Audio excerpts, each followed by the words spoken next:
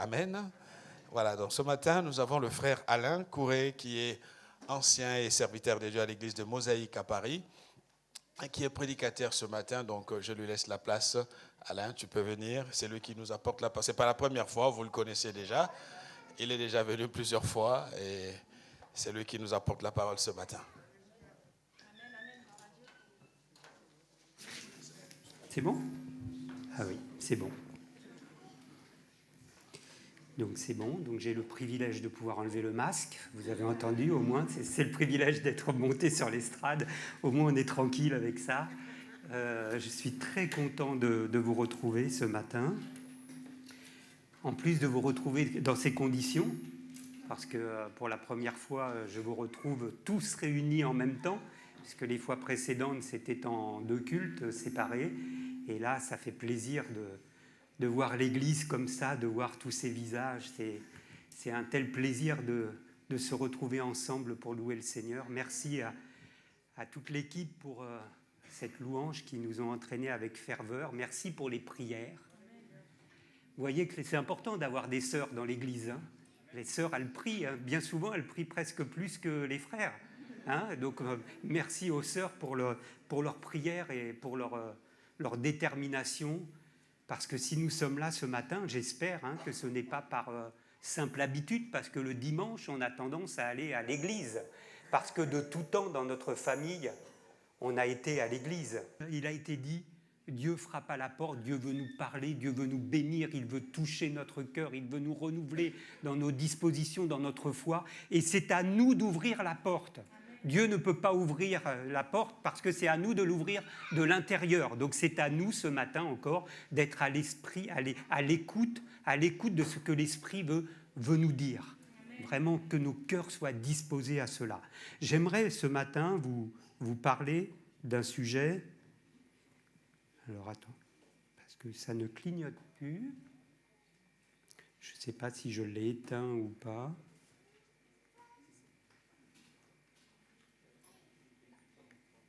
Il va falloir que quelqu'un fasse...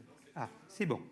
Voilà. J'aimerais donc ce matin vous parler de cette époque que nous vivons. Je crois qu'on vit une période très particulière, très curieuse. Je ne parle pas de la crise sanitaire, parce que ça aussi, c'est quelque chose de très, très particulier qu'on se rappellera toute notre vie, même quand ça sera réglé. C'est une période qu'on ne pourra jamais oublier.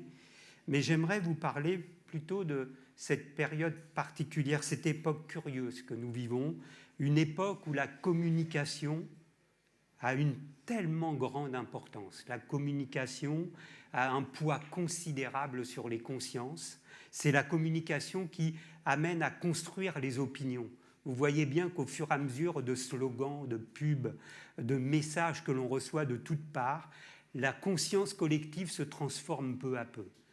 Les communicants dans notre pays sont capables d'amener un pays dans la direction qu'ils veulent à force de messages répétés petit à petit. Et on voit bien comment la société évolue tout simplement et que petit à petit, quelque chose qui nous semblait aberrant il y a quelques années devient naturel. Et j'aimerais vraiment qu'on comprenne cela, que lorsqu'une société est guidée par des communicants, le danger est véritablement réel. Et quand on prend un peu de recul et qu'on regarde la société que nous vivons aujourd'hui, nous voyons que la société française se délite petit à petit. C'est un constat et on peut le constater de semaine en semaine. Il suffit d'écouter les informations pour comprendre que notre pays est en train de changer progressivement et qu'il prend une tournure, une trajectoire qui devient de plus en plus inquiétante. Alors j'aimerais justement faire juste un petit rappel en arrière, se rappeler un petit peu ce qui s'est passé, d'où nous venons, comment nous avons pu en arriver là. Parce que lorsque nous regardons à la fin du 19e siècle, nous voyons des sociétés occidentales qui connaissent des progrès technologiques considérables. Le monde a complètement changé au 19e siècle. Le monde s'est complètement transformé, des moyens de transport sont apparus, les bateaux à vapeur, le train, les avions, tout a été révolutionné, l'automobile et l'habitation a été complètement transformée. Nous ne vivions plus à partir du 19e siècle de la même façon. L'habitation de chacun a été transformée, le téléphone, l'électricité, tout ça a amené des progrès technologiques considérables. Au début du XXe siècle, les progrès ont continué d'être extrêmement importants, et cette fois-ci dans le domaine social. La protection des salariés s'est améliorée. Les congés payés sont arrivés. Il n'y avait pas de congés payés. Imaginez la société, les premiers congés payés 1936. Il n'y en avait pas auparavant. La protection sociale a été mise en place de façon quasi universelle et tout le monde a pu bénéficier de cette protection sociale. Je crois qu'on vivait une période où on a l'impression que nos sociétés étaient sur une trajectoire de progrès constant, des progrès constants pour l'humanité. Entre-temps, certes, c'est vrai, on a eu 2 guerres mondiales qui sont arrivées pour nous rappeler finalement que la barbarie, la bêtise est bien toujours présente dans le cœur de l'homme. Mais dès que les guerres mondiales ont été terminées, la reprise des progrès est repartie de plus belle.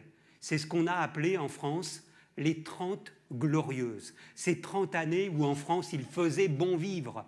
Plusieurs ici ont connu ces périodes-là, ces 30 années où la France était belle, tranquille, paisible, où tout le monde avait du travail, où les familles se portaient bien, où la France semblait être joyeuse. Et puis depuis, la société de consommation a pris le relais.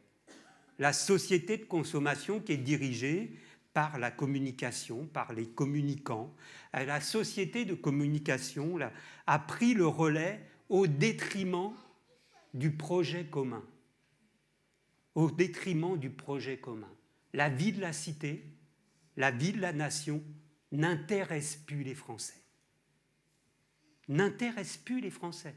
Il suffit de voir les différentes élections nationales. Nous en arrivons désormais à 75% d'abstention aux élections nationales.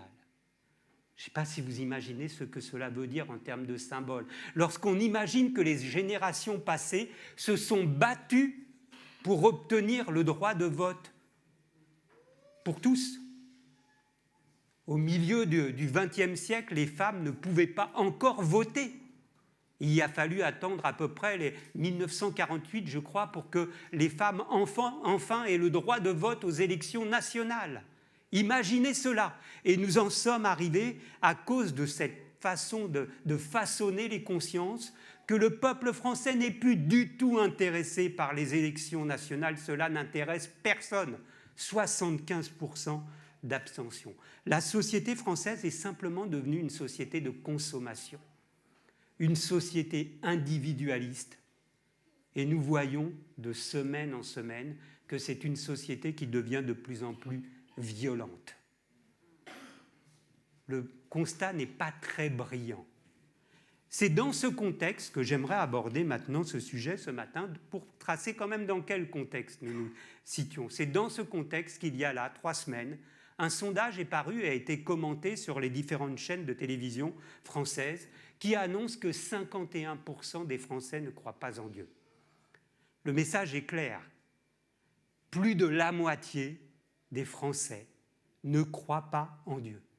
Alors, il y a eu toutes sortes d'analyses sur les plateaux de télévision avec ce titre « La déchristianisation de la France se poursuit ». Alors l'analyste qui était là expliquait un peu comment comprendre ce sondage. Donc elle expliquait tout simplement que 2 points. Le premier, que la religion n'était plus un recours face aux difficultés. Quand vous êtes en difficulté, maintenant, lorsque vous avez un problème, ce n'est pas vers la religion forcément peut-être que vous vous tournez, mais c'est vers la science, vers la médecine. Parce qu'on a plus confiance aux médecins pour résoudre notre problème de santé, pour résoudre nos problèmes intérieurs. Lorsque nous sommes dépressifs, on va aller voir le médecin, parce que la société, elle est pesante, on a des besoins, on a des recours, mais le recours ne serait plus la religion. Et l'autre point qui était mis en avant, c'est que nous sommes désormais dans un pays qui refuse l'idée d'une vérité unique. C'est comme cela. Dans notre pays, on refuse l'idée d'une vérité unique. Alors c'est un peu comme si en France, il y avait 66 millions de vérités. Tellement notre pays est individualiste, chacun se fait sa propre idée de ce qu'il faut croire, de ce qu'il faut pour sa propre vie. Parce que tout simplement, notre pays est individualiste. Alors en tant que disciples de Christ, nous risquons d'être fortement perturbés par ce type de message. Qu'on le veuille ou non, ce message va produire un effet. Parce qu'au travers de ce message, le communicant cherche à nous faire comprendre, au travers ici d'un sondage, mais au travers de toutes sortes de messages, de slogans qui apparaissent par différents canaux de communication, il cherche à nous faire comprendre que dans une société moderne, la croyance en Dieu est quelque chose d'archaïque, quelque chose de dépassé. C'est cela qu'on cherche à nous faire comprendre et à essayer de vraiment par petites touches d'insinuer dans l'esprit de chacun. Et que forcément ce message finira à un moment donné par produire son effet si nous n'y prenons pas garde. Si nous ne prenons pas garde à ce type de message, forcément il finira par produire son effet parce que derrière ce message, il y a une apparence de sagesse, bien sûr. Il y a toujours une idée de sagesse pour montrer un petit peu comment ils font comprendre les choses. Mais Paul ne disait déjà pas autre chose lorsqu'il s'adressait à Timothée, dans la deuxième épître à Timothée au chapitre 3 et au verset 1, Paul explique à Timothée « Sache que dans les derniers jours, il y aura des temps difficiles, car les hommes seront égoïstes. » Je parlais de cette société individualiste. Les hommes seront égoïstes, amis de l'argent, vantards, orgueilleux, blasphémateurs.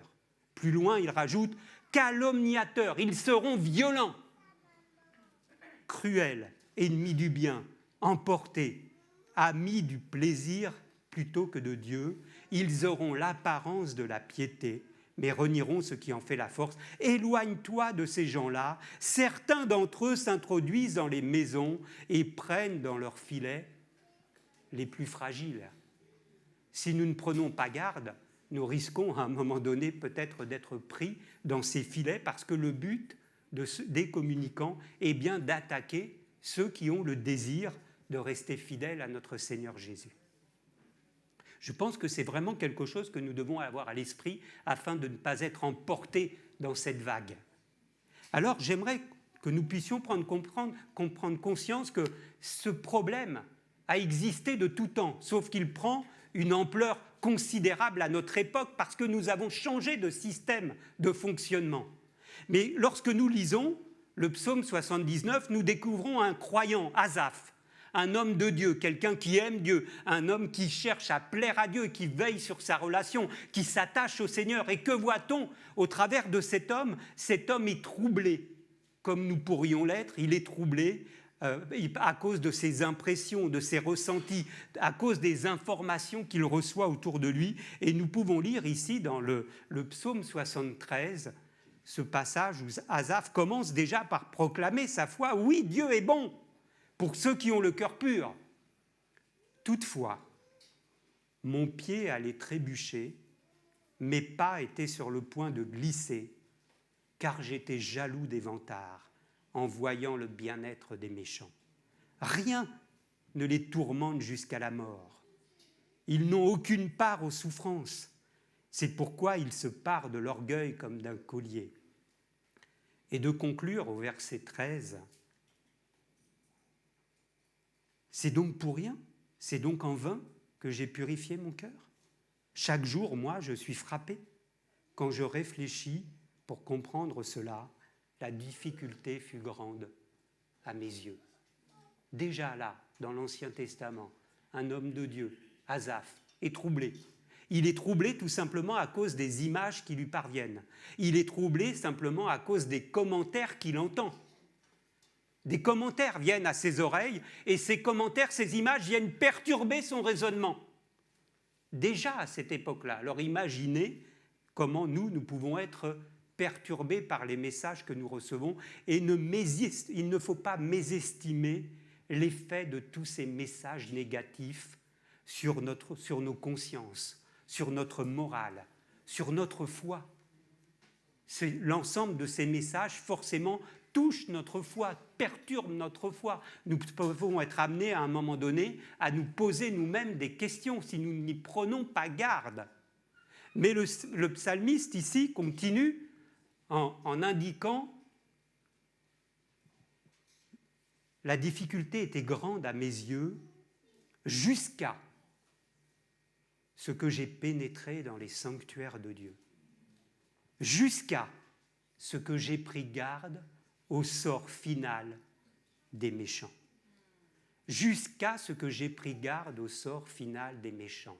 Et oui, finalement, la réalité, il recevait des images, il recevait des commentaires, mais pourtant, la réalité ne serait pas identique aux impressions et aux commentaires qui lui parvenaient jusqu'à ses oreilles. La réalité n'était pas celle qu'il entendait, la réalité n'était pas celle qu'il croyait voir.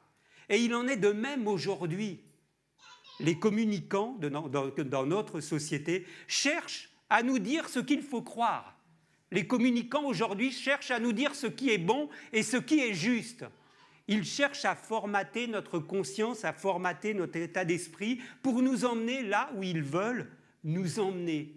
Mais lorsque nous prenons garde au sort final de la société moderne, que voyons-nous? Est-ce que cette société moderne va bien? Cette société moderne dans laquelle les communicants cherchent à nous emmener et à nous formater? Non, cette société moderne a provoqué l'explosion de la famille. Elle a provoqué l'explosion de la famille. La notion de couple est remise en question.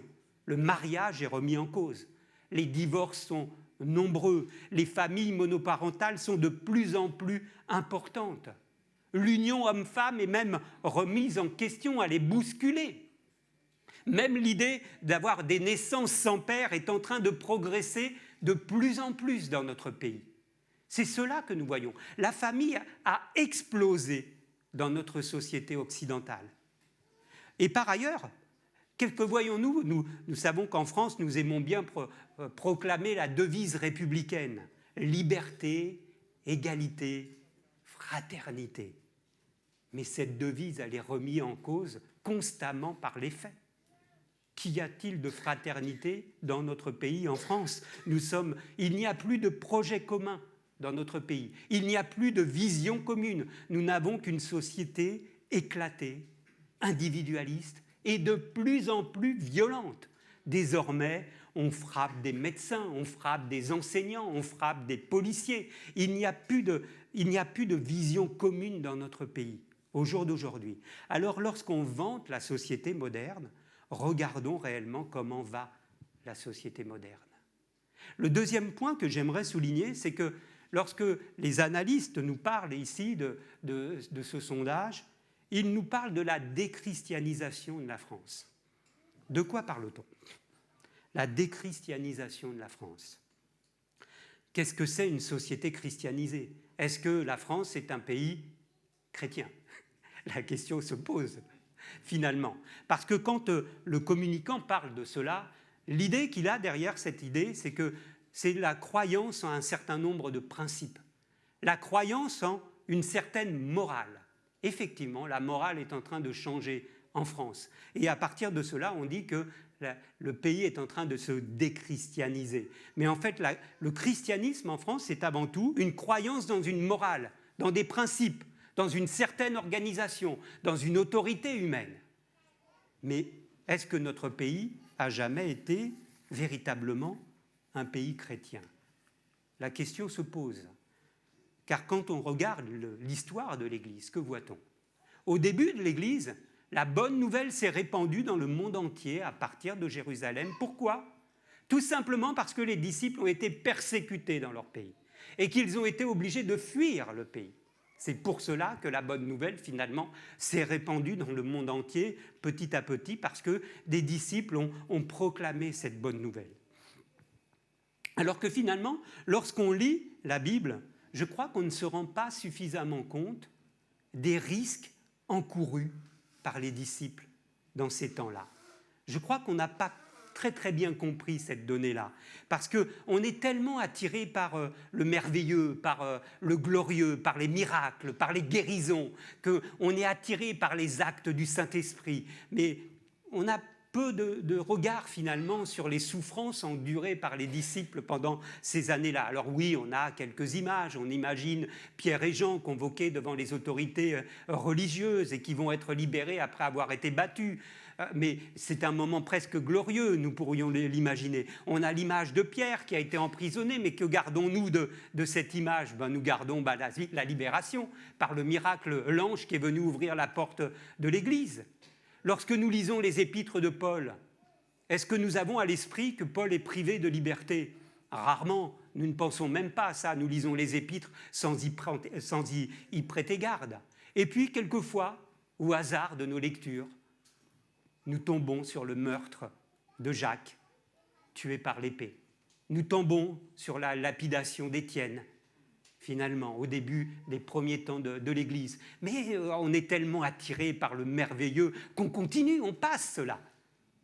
Mais est-ce que nous savons véritablement que pendant 3 siècles, pendant 300 ans, les chrétiens ont été persécutés?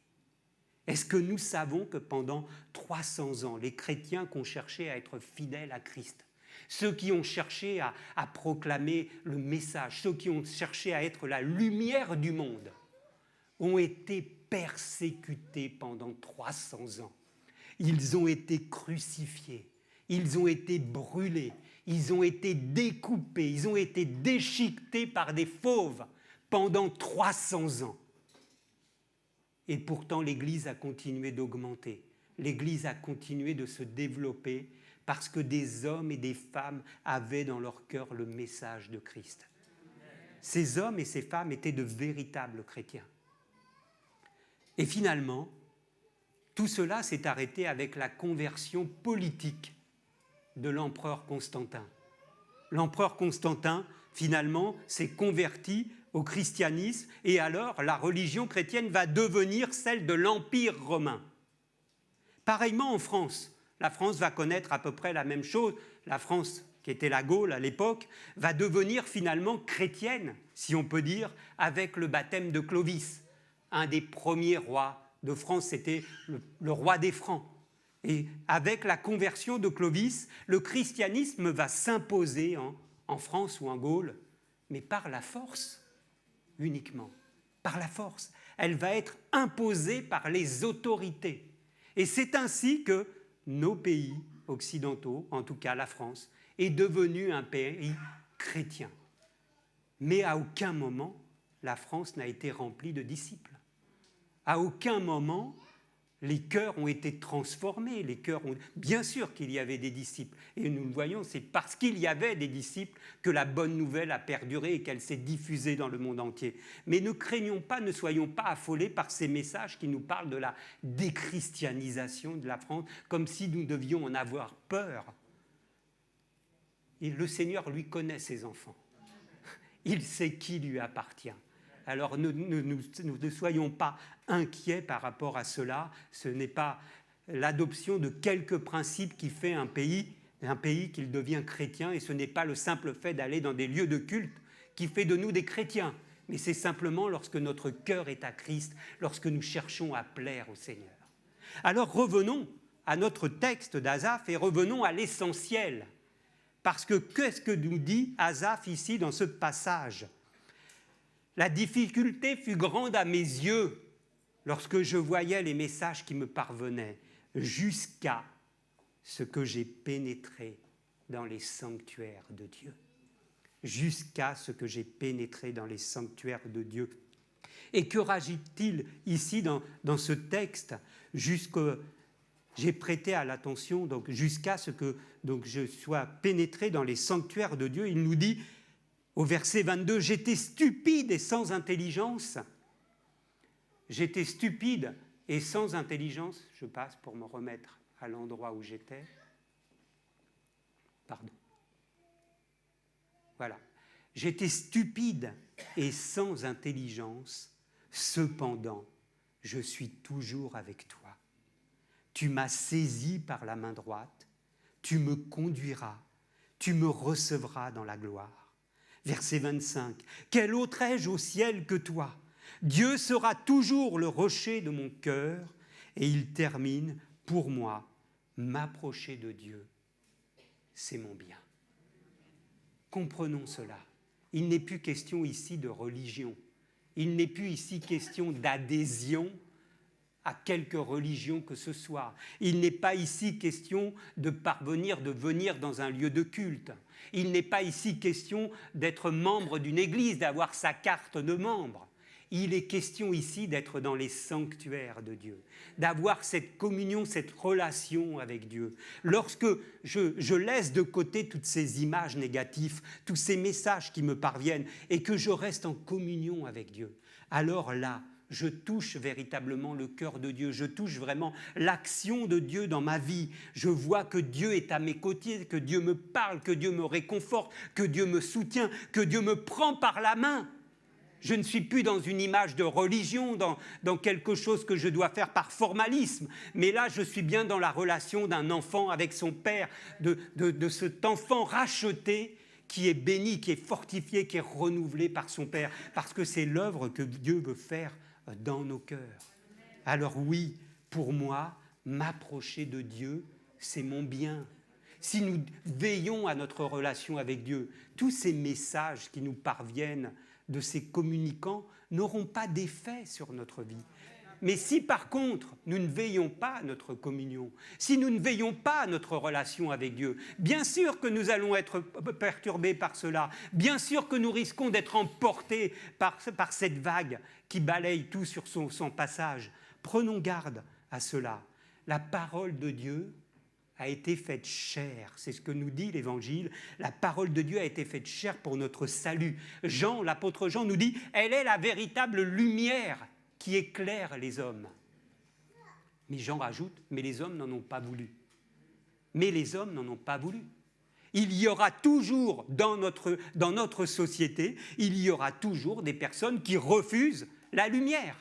C'est un fait, c'est comme cela. Il y aura toujours des hommes et des femmes qui refuseront la lumière qui éclaire les hommes, parce que tout simplement, ils n'ont pas l'amour de la vérité pour être sauvés. C'est la parole de Dieu qui nous le dit. Certains n'auront pas l'amour de la vérité pour être sauvés.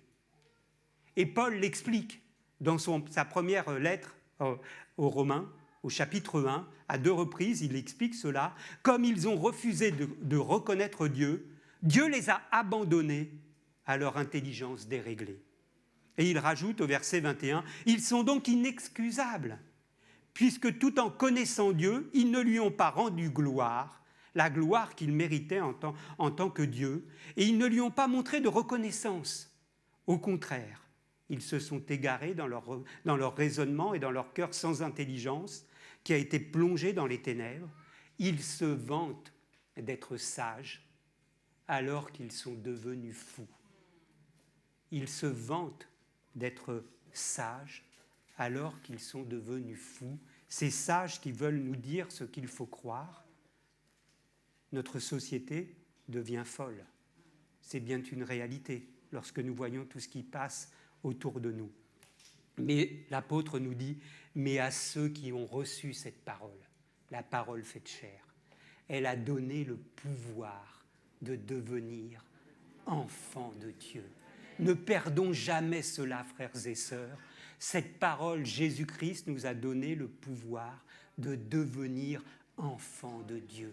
Pas simplement des croyants, pas simplement des adhérents à une religion, mais des enfants de Dieu qui ont une relation avec leur Père. Et c'est cela qu'il faut défendre précieusement, parce que tant que nous avons cette relation et cette conscience que nous sommes enfants et que notre Père veille sur nous, alors nous ne risquons rien. Nous sommes désormais co-héritiers avec Christ. Nous avons cette possibilité, chacun d'entre nous, quelle que soit notre position, quelles que soient les circonstances par lesquelles nous passons, nous avons la possibilité de nous approcher du trône de la grâce. Nous avons un libre accès au trône de la grâce.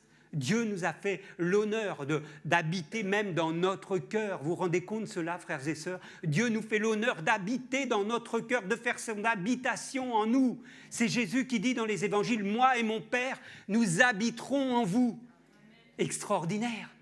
Le Saint-Esprit demeurera éternellement avec vous. C'est cela la réalité. Peu importe les slogans, peu importe les sondages, ce qui importe, c'est notre relation, notre communion avec Dieu. Si nous veillons à cela, alors nous ne risquons rien. Pour notre part, 3 points que j'aimerais préciser, sur lesquels il nous faut veiller garde. Les 3 points. Ce qui importe pour notre part, c'est de demeurer dans les sanctuaires de Dieu, de demeurer dans la présence de Dieu, de veiller à ma communion avec le Père et avec le Fils, avec mon Sauveur. C'est cela le plus important. Parce que c'est lorsque je lâche la main du Seigneur que je deviens fragile. C'est lorsque je lâche la main du Seigneur que je suis accessible à tous ces messages, à tous ces bruits qui m'environnent. Mais lorsque je suis en communion avec Dieu, lorsque je veille à ma relation avec le Père, avec le Fils, ces messages, ils n'ont pas d'importance. Ils ne viendront pas perturber ma foi. Mais si je ne veille pas, oui, ils vont avoir leur effet, à force d'être répétés. Donc pour ma part, je dois demeurer, comme le dit ici le psalmiste, je dois demeurer dans les sanctuaires de Dieu. Le deuxième point que j'aimerais souligner, c'est que faisons attention à ce que nous écoutons, faisons attention à ce que nous regardons. Nous recevons toutes sortes de messages. La parole de Dieu nous dit simplement, avant tout, levons les regards vers Jésus. Levons les regards vers Jésus.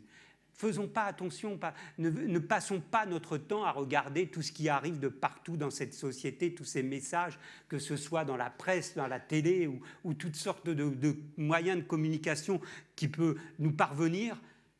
Nous, ce à quoi nous sommes invités, c'est ce texte de Hébreux, chapitre 12.